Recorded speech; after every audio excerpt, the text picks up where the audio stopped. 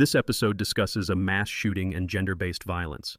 Some listeners may find the content disturbing. Listener discretion is advised.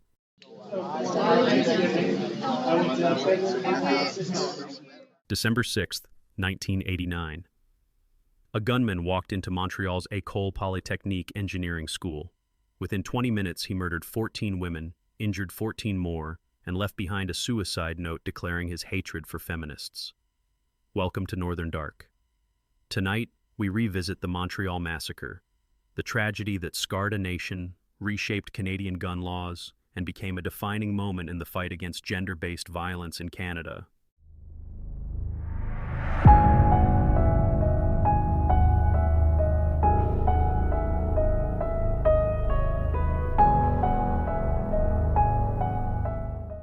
École Polytechnique, affiliated with Université de Montréal, was, and still is, one of Canada's most prestigious engineering schools.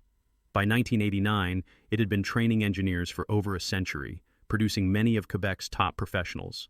The building itself, a concrete structure perched on the north side of Mount Royal, stood as a symbol of progress and academic ambition.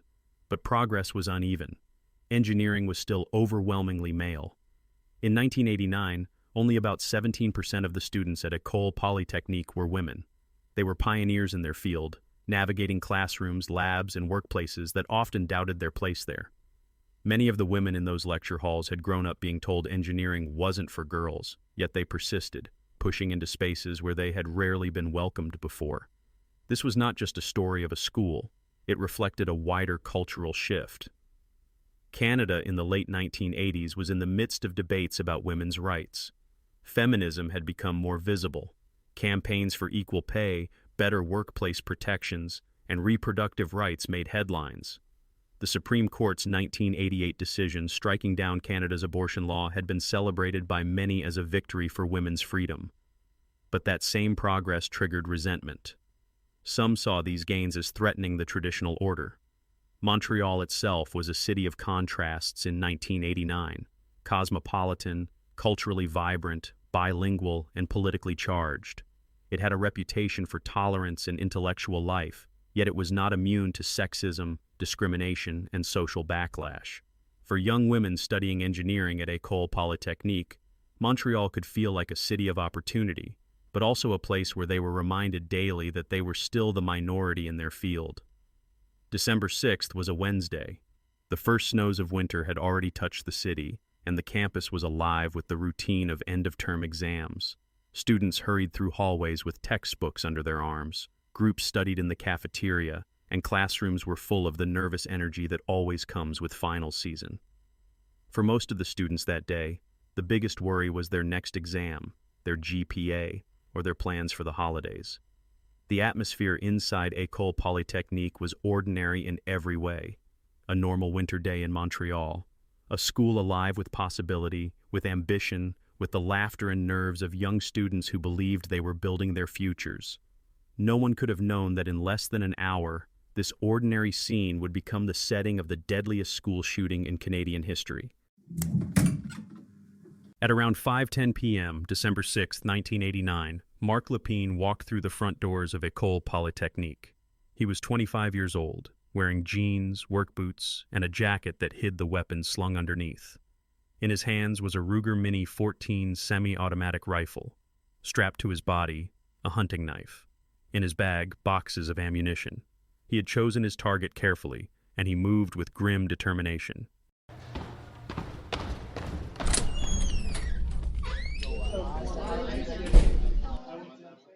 He headed straight upstairs to the second floor and into a mechanical engineering classroom where about 60 students were preparing for a presentation. The professor had barely registered his presence when Lépine shouted for everyone's attention. He ordered the men to stand on one side of the room and the women to the other. At first, some thought it was a joke, a prank, maybe a drill. But when he raised his rifle, the truth was undeniable.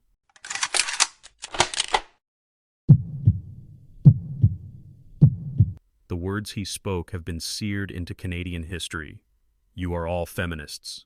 I hate feminists. He leveled the weapon at the women clustered by the chalkboard and opened fire.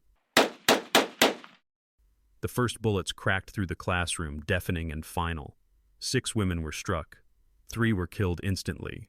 9 men, ordered out of the room, bolted through the doors, fleeing into the hallways. Their escape left behind chaos, screams, and the sound of reloading as the massacre began in earnest. From there, Lépine stalked through the corridors of the school. Witnesses described him moving with a chilling calmness, as if he had rehearsed the slaughter. He entered another classroom and fired at women crouched beneath desks. In the cafeteria, students enjoying dinner scattered in panic as bullets tore through the air. One survivor later recalled the surreal image of trays crashing to the floor, food spilling, and the sound of screams echoing off the tiled walls. He hunted deliberately, seeking out women. In some rooms, he ignored men entirely, sparing them while shooting the women beside them. Survivors described him pausing between bursts of gunfire to reload. The sharp click of metal on metal carrying as much terror as the rifle itself. He showed no sign of hesitation, no remorse, only focus. Some students played dead to survive. Others dragged classmates into closets and behind lab benches. In one corridor, a professor barricaded his classroom door with a desk, holding it shut as terrified students crouched in the dark, listening to footsteps and gunshots echoing just outside. By the time Lépine reached the school's 3rd floor, he had entered another classroom where a group of engineering students were completing their presentations. Once again, he singled out the women. The violence was swift, methodical, and merciless. In the span of just under 20 minutes, Marc Lépine shot 28 people. 14 women were murdered. 14 others, both women and men, were wounded. And then, in a classroom that had fallen into stunned silence, he turned the rifle on himself. The building was left in chaos. The halls were littered with backpacks, books, broken glass. Survivors described the scene as a war zone, students crying, calling for help, and a silence afterward that felt almost heavier than the gunfire itself. For those who lived through it, time seemed to stop. The sound of his footsteps, the ringing in their ears, the silence after each shot, those details never faded. One survivor later said, "The quiet after the gunfire was worse than the noise." That's when you realized who wasn't moving anymore. It was, and remains, the deadliest school shooting in Canadian history. A calculated act of violence carried out in the heart of Montreal that would change the country forever.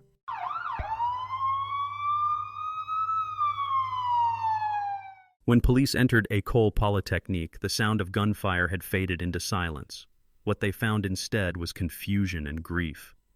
Classrooms were in disarray, chairs overturned, papers scattered across floors, and the sense of shock hanging heavily in the air. Students who had hidden during the attack were slowly emerging. Some clung to each other in tears, others were frozen in place, too stunned to move. Paramedics rushed in behind officers, guiding survivors out of the building while tending to those who were hurt. Their calm voices and hurried footsteps echoed down the halls. Outside, the street filled with flashing lights. Ambulances and police cars lined the snowy curb, their sirens cutting through the night. Families had gathered, desperate for news. Parents and loved ones called out names, scanning each stretcher as it came through the doors. For some, there was relief. For others, only silence. The news spread quickly. Montreal was stunned. Canada was stunned. Reporters on the scene struggled to explain what had happened, their voices heavy with disbelief. By midnight, the city had turned to mourning. Churches opened their doors for vigils. Across Quebec, bells tolled in remembrance. Parliament observed a moment of silence. And from Vancouver to Halifax, Canadians lit candles in windows, churchyards, and public squares. Flowers appeared on the steps of École Polytechnique, frozen into the winter snow. Almost immediately, debate began.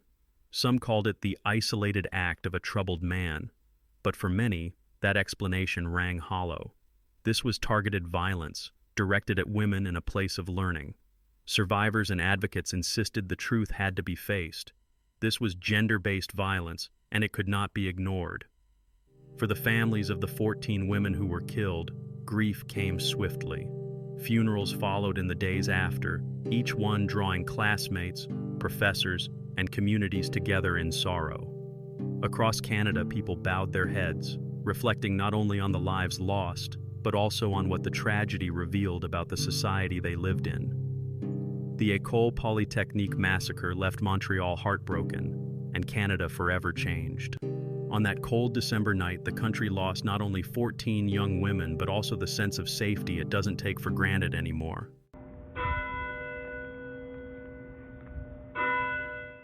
The École Polytechnique Massacre was not just another headline, it was a national turning point. The shock of December 6th rippled outward, reshaping conversations about gender, violence, and safety in Canada. In the immediate years that followed, Canadians began to formalize remembrance. In 1991, Parliament declared December 6th as the National Day of Remembrance and Action on Violence Against Women. Each year since, ceremonies have been held across the country, from Montreal to Vancouver, from Guelph to Halifax. At École Polytechnique, 14 white roses are laid out, one for each victim. Candles are lit, bells toll, and the names of the women are read aloud, ensuring they are remembered as individuals, not just as numbers. Universities across Canada hold vigils, where students gather in silence, placing roses on memorial plaques and reflecting on the lives lost. For engineering schools in particular, the massacre remains a solemn reminder of the challenges women have faced, and still face, in entering male-dominated fields. The massacre also became a rallying point for activism. Survivors, friends, and family members of the victims refused to let the tragedy fade into silence. They demanded change. Women like Heidi Rathjen, who was a student at Polytechnique that night, transformed their grief into advocacy. They spoke publicly, organized campaigns, and confronted politicians, insisting that the country address both the violence itself and the ease with which Lépine obtained his weapon. The Ruger Mini 14, the semi-automatic rifle used in the attack, became a grim symbol in the years that followed. It sparked fierce debate about gun control in Canada. In 1991, reforms tightened the rules for firearms acquisition and storage. By 1995, further legislation, Bill C-68, introduced mandatory licensing and registration. Advocates pointed directly to the events of December 6th as the catalyst. Yet even decades later, the weapon remains at the center of political arguments, with survivors of the massacre continuing to speak out whenever its regulation is questioned. Beyond legislation, the cultural impact was profound. For many Canadians, the massacre was the moment when the reality of gender-based violence could no longer be denied. Feminist scholars called it an act of gender-based terrorism, an attack designed to intimidate women from claiming space in professions and in public life. That framing shifted the national conversation. This wasn't about one disturbed individual. It was about misogyny, systemic, persistent, and deadly. Even today, the memory of December 6th continues to shape lives. Universities hold scholarships and bursaries in the victims' names, encouraging young women to pursue engineering. Memorials across the country, in libraries, campuses, and public squares, stand as reminders of the cost of hate. And every year, Canadians gather again, in silence and candlelight, to say their names, to mourn, and to recommit themselves to the fight against gender-based violence. The legacy of the École Polytechnique Massacre is therefore twofold: grief for what was lost and resolve to ensure it never happens again. The massacre is often remembered in statistics: 14 women killed, 14 more people wounded, but they were not numbers. They were daughters, sisters, classmates, friends. They were women with ambitions, families, and futures ahead of them. To honor their memory, we must speak their names. Geneviève Bergeron, 21. A scholarship student in civil engineering, talented in music. She sang in a choir and played clarinet. She was bright, creative, and full of promise. Hélène Colgan, 23. A mechanical engineering student in her final year, preparing to pursue a master's degree in aeronautics. She dreamed of building a career in aviation. Nathalie Croteau, 23. About to graduate in civil engineering, she was remembered as warm and outgoing, with a smile that lifted every room she entered. Barbara Dayneau, 22, a gifted mechanical engineering student and teaching assistant, admired by classmates for her generosity and dedication to helping others succeed. Anne-Marie Edward, 21. Studying chemical engineering, she loved sports, the outdoors, and adventure. Friends recalled her as determined and full of life. Maud Haviernick, 29, a materials engineering student who had previously worked in architecture. She returned to school to expand her career and was admired for her perseverance. Barbara Kluchnik-Budayevich, 31, a nursing student at the nearby Université de Montréal. She was visiting a friend at Polytechnique that evening, unknowingly walking into tragedy. Maryse Laguinière, 25. She worked in the school's finance department and had recently married. She was described as cheerful, reliable, and deeply kind. Maryse Leclerc, 23, a fourth-year student in materials engineering, remembered for her compassion and for the energy she brought to her classmates' lives. Anne-Marie Lemay, 22, a mechanical engineering student, devoted to volunteering and helping others. Friends remembered her as generous and selfless. Sonia Pelletier, 28, in her final year of mechanical engineering. She was preparing to graduate as class valedictorian, a recognition of her brilliance and leadership. Michelle Richard, 21, a second-year student in materials engineering, remembered for her warmth, kindness, and love for her studies. Annie Saint-Arnaud, 23, a mechanical engineering student remembered as cheerful, positive, and close with her family and friends. Annie Turcotte, 20, a metallurgical engineering student. She loved animals, family, and was deeply cherished by her loved ones. These were the 14 women whose lives ended that night, women who might have become engineers, leaders, innovators, mothers, mentors. Their absence is still felt today, in their families, in their communities, and across Canada. Every December 6th, their names are spoken again at vigils across the country. Candles are lit, roses are laid, and Canadians pause to remember not only the tragedy, but also the promise of the lives that were taken. They are not forgotten. I'm your host, Marc. I'm Leah. Thank you for coming back to our podcast. This is episode 10 for us, and we are grateful to all of the listeners across Canada, America, Europe, and Australia. I want to thank all of you that have watched, liked, and subscribed to our YouTube channel. We have 11,000 views already. Thank you. Yes, thank you to everyone for posting comments to our videos. Violent crime is on the rise, and many Canadians are frustrated and angry that they are not safe in their own homes. We hope our videos and podcast will help influence those in our government to bring about change to make us safer in our own homes and communities. Today's episode examines the tragic shooting at a Montreal university on December 6, 1989, which targeted women. That night in Montreal left scars that still haven't healed, Leah. 14 women, most of them so young, killed because they dared to study engineering and because they dared to enter a space society still thought of as belonging to men. Yes. And what still shakes me is how deliberate it was. This wasn't random, it wasn't impulsive. Marc Lépine singled them out. He told the men to leave, and he turned his hatred directly at the women. That's why so many people describe it as gender-based terrorism. He wanted to terrify women, to push them out of certain professions and out of public life. And in a way, it was a message, but a message that backfired. He wanted to silence them, but instead, their names are spoken every December 6th. Their memory has become a rallying cry.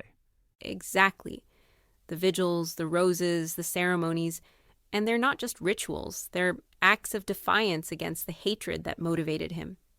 Those women's futures were stolen, but the cause of gender equality they stood for was strengthened. And there's also the impact on gun laws. The Ruger Mini 14 he used became a symbol in the years after. Survivors and families pushed hard for reforms, and they achieved changes that might not have happened otherwise. Yet even today, debates about that same weapon still divide Canadians. That's the heartbreaking part. Survivors like Heidi Rathjen, who lived through it, turned their trauma into activism. They fought for stricter gun control, for recognition of gender-based violence. But it shouldn't take a massacre for society to listen to women. And it shows how deeply uncomfortable people were, and still are, with naming misogyny as the motive. For years, some tried to dismiss it as the act of a lone, disturbed man. But when you read his suicide note, when you hear what survivors remember him shouting, there's no denying it. He targeted women because they were women. And when you frame it that way, you see the larger picture, and that gender-based violence doesn't only happen in the shadows or behind closed doors. It can erupt in the most public, devastating ways, and ignoring that makes us complicit. That's why we tell stories like this one, to remember the women as individuals, not just as victims, and to recognize that the issues they died for are still with us. Women in engineering programs today still talk about December 6th. They carry that history with them. And they carry it with strength, because remembering is an act of resistance. Every time those names are read, every time a candle is lit, it's a reminder that the hatred didn't win. It tried to erase them, but instead, it made sure they'd never be forgotten. We dedicate this episode to the victims of the Montreal shooting, and we hope that we all stand up against all forms of violence in our society. Please continue to like, share, and subscribe to our podcast on X and YouTube at Northern Dark TCC. Thank you for helping our channel grow. We'll be back next Monday. Until then, take care of each other.